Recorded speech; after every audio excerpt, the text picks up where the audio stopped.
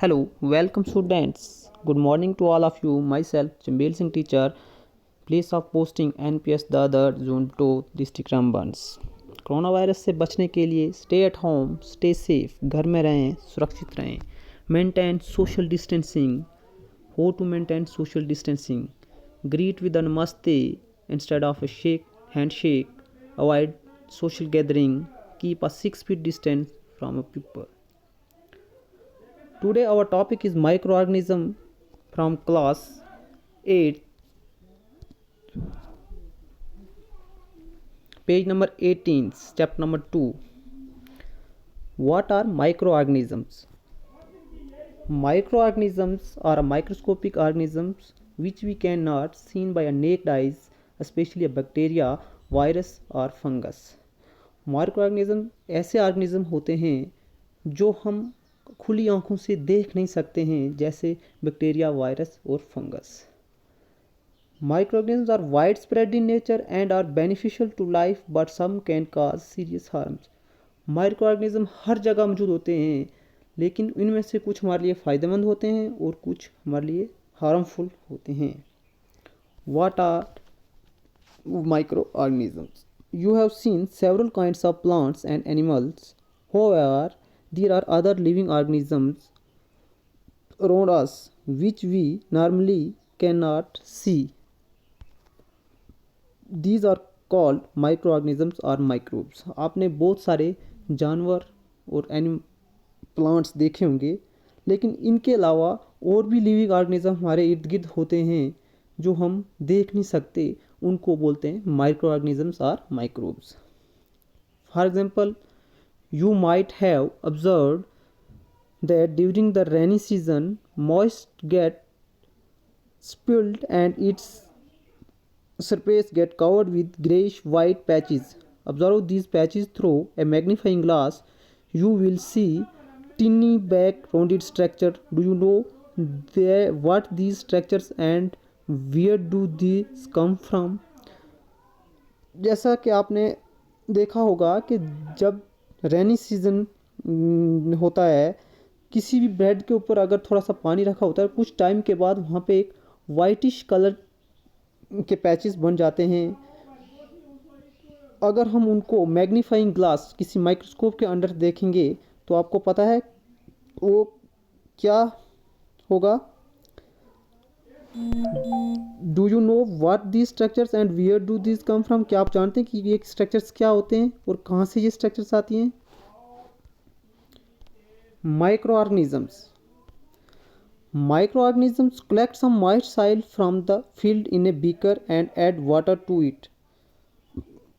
आपने कुछ साइल इकट्ठी करनी है, उसमें थोड़ा सा पानी डालना है। After the soil particles have settle down, जब उसके मिट्टी के जो पार्टिकल्स होंगे जब वो नीचे बैठ जाएंगे, observe drop of water from the beaker under A microscope.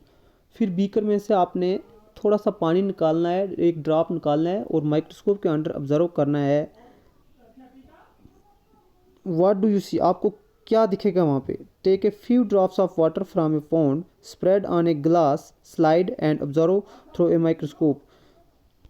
फिर आपने पॉन्ड में से भी लाना है पानी और वो भी एक ड्रॉप डालना है माइक्रोस्कोप और उसमें से ऑब्जर्व करना है। Do you find टिनी organism moving around? क्या आपको लगेगा कि कुछ टिनी ऑर्गेनिज्म वहाँ मूव कर रहे हैं? These observation show that water and soils are full of tiny organism. ये ऑब्जर्वेशन हमें बताती है कि जो पानी और मिट्टी होती है ये छोटे छोटे ऑर्गेनिज्म से भरी होती है। Though not all of them fall into the category of microbes. इनमें से सारे माइक्रो ऑर्गेनिज्म की कैटेगरी में नहीं आते हैं। These organisms are microbes are so small in size that they can not be seen with the unaided eye. Some of these such as fungus that grows on bread can be seen with a magnifying glass.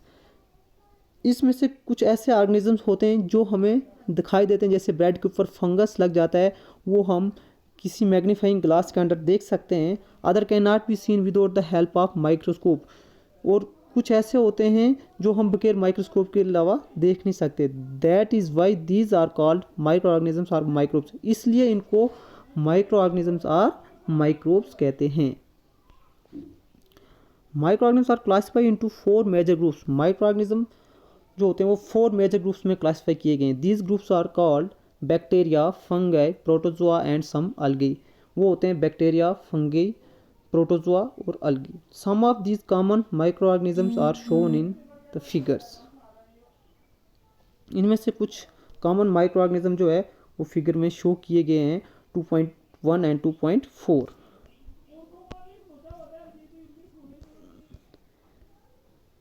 ये देखो, ये bacteria है, this are bacteria,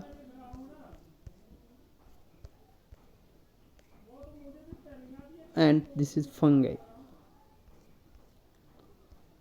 bread moulded and Penicillium.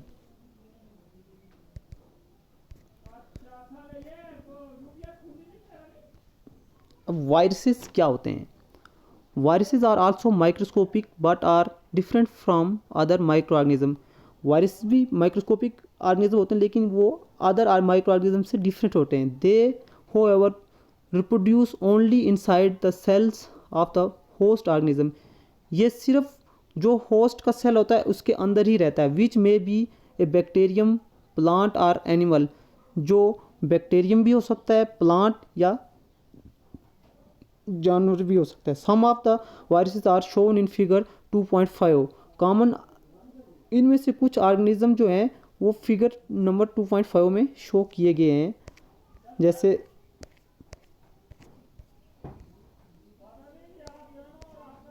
ये देखो, these are the viruses यहाँ पे जो show किए गए हैं। ये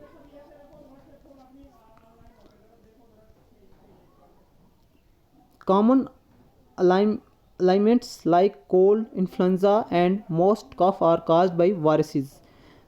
ज़्यादातर जो कॉमन कफ होता है, खांसी जुकाम होता है, ये मैक्सिमम जो होते हैं ये किसकी वजह से होते हैं?